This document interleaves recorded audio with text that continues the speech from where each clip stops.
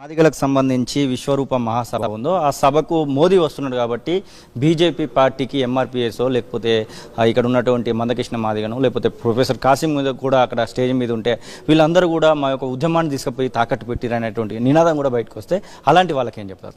అయితే మనకి చరిత్రలో చాలా జరిగినాయండి. కేంద్రంలో 2004 నుంచి కాంగ్రెస్ పార్టీ అధికారంలో ఉంది 14 వరకు. మనం అందరం కలిసి తెలంగాణ ఉద్యమాన్ని నడిపాం. పార్లమెంటులో బిల్లు పెట్టాలంటే కేంద్ర ప్రభుత్వమే బిల్లు పెట్టాలి.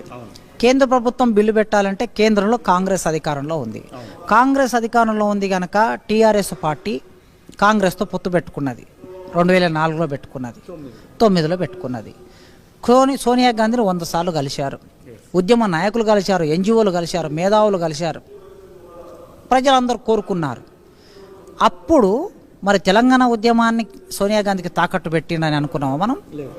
సోనియా గాంధీ